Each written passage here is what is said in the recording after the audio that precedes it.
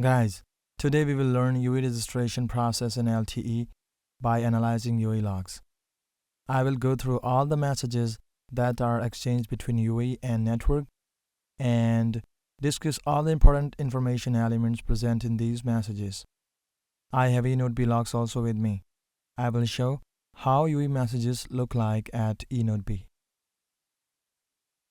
Let's move on to the real thing now. RRC Connection Request. This message is sent by UE to the eNodeB to trigger RRC Connection Setup procedure or to trigger creation of SRB1. This message is sent on random access channel. Creation of SRB1 is necessary so that UE can send registration message to MME via eNodeB. If you are not clear about random access procedure, go to my channel and watch my video tutorial on this topic. Now let's see content of this message. UE identity. UE identity here is some random number. This random number is used for contention resolution during random access procedure. Establishment cause. Establishment cause is decided based on the NAS procedure that triggers RRC connection. Here, establishment cause is MO signaling. This establishment cause is used for attach, detach, and tracking area update. RRC Connection Setup. After getting RRC connection request, eNodeB first configures its own protocol layers for SRB1 for this UE and then sends RRC connection setup message to UE so that UE can also configure its protocol layers accordingly for SRB1. Note: in LTE, RRC connection setup message is sent on downlink shared channel, but in 3G, this message is sent on fed channel in downlink. Remember, in LTE there is no fed channel. All the messages in downlink are sent on downlink shared channel. Let's see its contents. SRB identity is 1. RLC mode is acknowledgement mode. Logical channel priority is 1. So data of SRB1 is of highest priority among all the SRBs and DRBs. Here you can see all the parameters related to MAC layer. These are the physical layer parameters. You can see transmission mode 2 is being used here.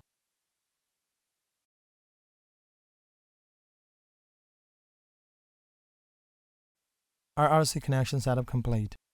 UE sends RRC connection request to acknowledge that SRB1 has been set up successfully and to send attach request message to MME via eNodeB. UE sends RRC connection setup complete message on SRB1 to eNodeB. Although it is an access stratum message, but NAS PDU for attach request is piggybacked in this message. eNodeB does not decode this NAS PDU and transfers it transparently to MME. NAS layer present in MME decodes this NAS PDU. Here I have one log file of RRC layer of eNodeB. You can see how RRC setup connection complete message looks like at RRC layer of eNodeB.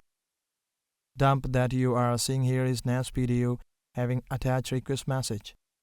eNodeB transparently transfers this NAS PDU to MME as initial UE message on S1 AP interface. You can see here how UE initial message looks like on S1 AP interface.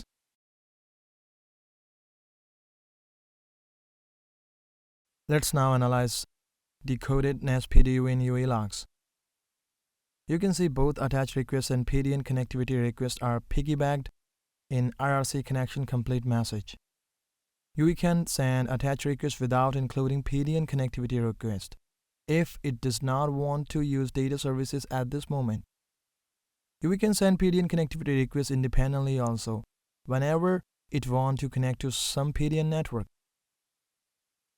Purpose of attach request message is to transfer all the UE parameters related to registration to the MME. Let's first study content of attach request message.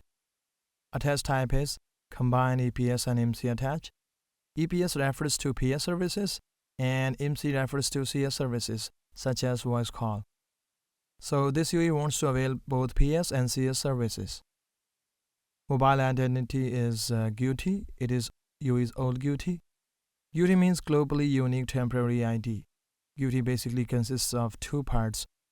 One part identifies a MME uniquely, and other part identifies an UE uniquely within that MME. PLMN ID uniquely identifies a network. MME group ID uniquely identifies a MME group within a network, and MME code uniquely identifies an MME within a MME group. MTIMC uniquely identifies an UE uniquely within a MME.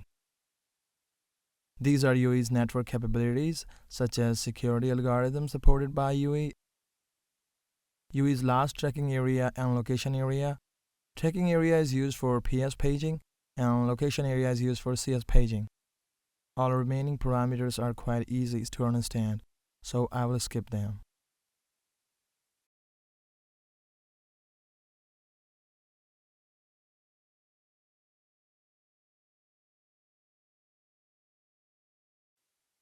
Now let's come to PDN connectivity request. UE sends PDN connectivity request when it wants to connect to some PDN network. Procedure transaction ID. This field is used to map request and response of PDN connectivity request. Request type is initial request. Initial request means it is request for a new PDN connection. This field means UE supports only IPv4 connectivity, no IPv6 support. You can note one interesting thing here, that UE is requesting PDN connectivity, but it has not included any APN in this message.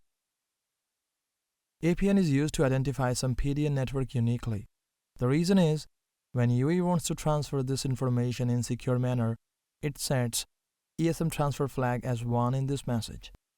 So, network will send ESM information request to UE after NAS security is configured. We will see this message later. EMM identity request. MME requests for some other identity when GUTI sent by UE is invalid.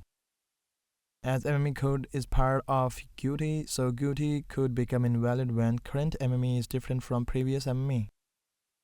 MME requests for some other identity by sending message EMM identity request to the UE. Here you can see network is requesting UE to send IMSI. EMM identity response. UE sends message EMM identity response and includes its IMSI in this message.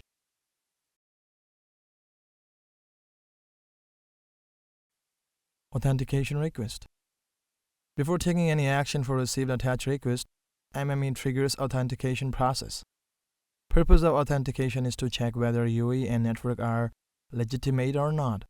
In LTE, both network and UE authenticate each other. To understand authentication, you can imagine Windows always authenticate an user by asking him to insert password. MME receives EPS authentication vector having KSME, RANT, AUTN, and XRES from HSS. All these parameters are used during authentication process. Let's analyze authentication request message. MME sends to UE the random challenge RANT and authentication token AUTN for network authentication from the selected authentication vector. MME also includes security key KSIASME for UE, which will be used to identify the KSME at UE. Authentication response. UE checks AUTN received an authentication request message. UE does its calculation by running an algorithm and checks whether AUTN is okay. If AUTN is valid, it means network is authentic. Then UE calculates RES, called as response, on the basis of RANT and sends this RES in authentication response message. Network compares RES with XRES. XRES here is expected response. If both are same, UE considered to be authentic. RES and XRES should be same because both are calculated on the basis of RANT and calculation of both uses the same algorithm. Let me quickly show you how this message looks like.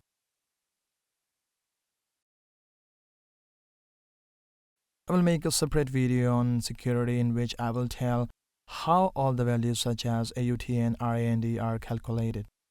So, if you have some doubt related to these parameters, as of now, please leave it and proceed. EMM Security Mode command. Purpose of EMM Security Mode command is to configure NAS layer security. Here, security means integrity and ciphering. In this message, MME tells UE about the chosen security algorithm and activates a particular security context by telling KSISME to be used. Security context means security keys to be used. KSISME is used to try many other security keys. It is a big topic, so I will cover it in a separate video. Here you can see ciphering algorithm is EEA0 and integrity algorithm is EIA2. Value of KSISME is 0. Interestingly, network sends back UE security capabilities to UE so that UE can make sure that these capabilities are not changed by any attacker. If there is any change in these capabilities, UE will cancel the current registration process. EMM Security Mode complete. UE sends this message to the network to acknowledge that security algorithm and security context has been successfully implemented. You can see this message integrity and ciphering protected using the algorithms and security context that were shared in the security mode command. ESM Information Request.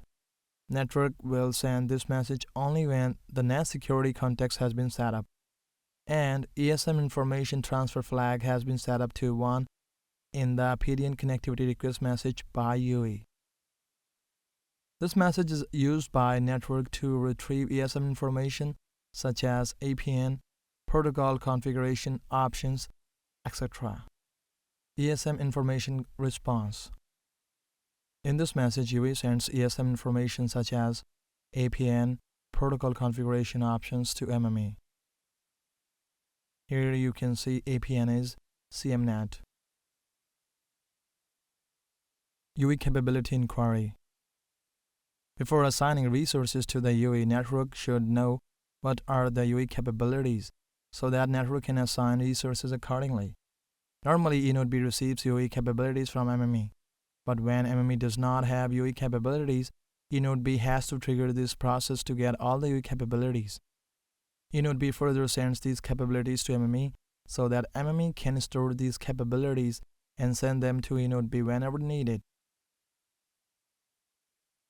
Here you may question, when UE has already sent its capabilities and attached request message, why does UE need to send these capabilities again? There are two main reasons. First, capabilities present in attached request message are limited capabilities. It is not a whole set of capabilities. Second, attached request message is transparent to eNodeB. So, eNodeB is still unaware of UE capabilities. Before setting up any DRB for data flow, eNodeB should be aware of UE capabilities. You can see in this message, network has mentioned for what all kind of threat UE needs to send its capabilities.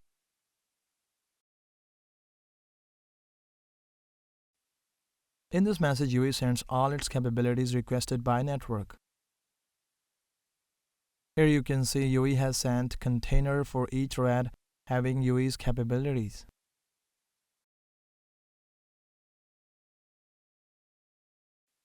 Access Stratum Security Mode command. After getting a attached request message from MME, eNodeB sends security mode command to UE to trigger access stratum security. It is mandatory to configure security on access stratum so that eNodeB can send parameters related to SRB2 and default EPS bearer to the UE in a secure environment. Here you can see ciphering and integrity algorithm that are selected by eNodeB as per UE's capabilities. Note, there is no need to send security key again, as network has already sent it to UE during NAS security mode command. Access Stratum Security Mode complete. UE sends security mode complete to confirm successful completion of security mode command. RRC connection reconfiguration. Once security on access stratum is configured, eNodeB will send RRC connection reconfiguration message to UE. Purpose of this message is to set up SRB2, to set up DRV5. It is a default bearer that is used to transfer user data to the network, to send attach accept to the UE. This attach accept message has all the parameters related to registration. To send activate default EPS bearer context request message to the UE. This message has all the parameters related to data flow such as full APN name, IP address allocated by PDN gateway, priority on air interface, QoS related parameters, etc. Content of this message are NAS PDU. This is the NAS PDU having NAS messages, attach accept, and activate default EPS bearer context request. Later we will see its decoded form also. Configuration for SRB2 and configuration for default bearer. Let's first analyze parameters of SRB2. SRB ID is 2. This is the information related to RLC for SRB2. RLC mode is acknowledgement mode. These parameters are logical channel related parameters of SRB2. You can notice priority of SRB2 is 3. It means SRB2 is of lower priority than SRB1. SRB2 is used only for NAS messages. Until SRB2 is configured, NAS messages are sent on SRB1 by piggybacking them along with access stratum messages. Here is information related to default radio bearer. Note, EPS bearer identity is 5. It means between eNodeB and network, ID for this data flow will be 5, but DRB ID is 1. It means between eNodeB and UE, ID for this data flow will be 1. These are the parameters related to PDCP layer. These are the parameters related to RLC layer. RLC mode is acknowledgement mode. Logical channel identity is 3.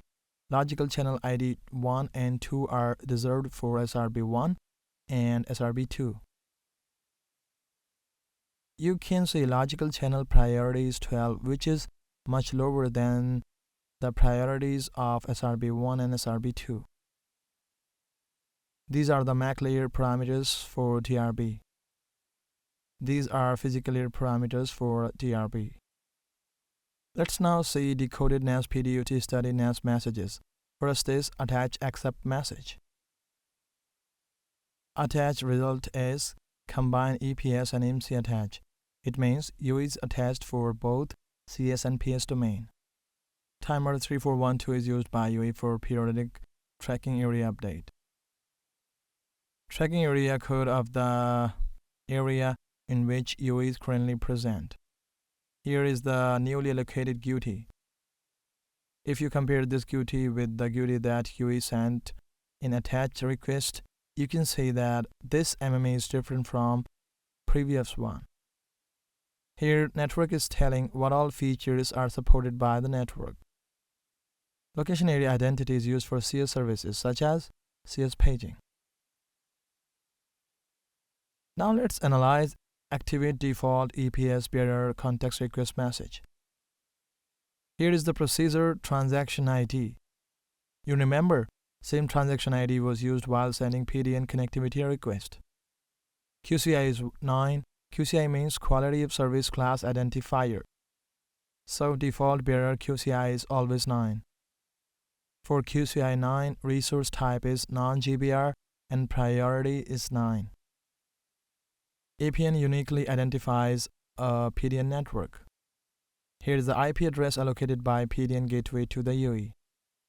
Here are negotiated QoS parameters applicable to this PDN connection. RRC reconfiguration complete. By sending this message, UE tells eNodeB that all the configuration received in RRC connection reconfiguration message has been applied successfully. Attach complete. UE will send attach complete and activate default bearer accept next message to the network. Measurement controls. Network will send RRC connection reconfiguration message having measurement controls. Measurement controls have parameters needed by UE to start various kind of measurements. We will study measurement controls in detail while studying handovers in LTE. That is all for today, guys. My next video will be on CS fallback in LTE. Subscribe my channel for many such videos in future. Hit the like button if you like this video. Thank you. Bye-bye.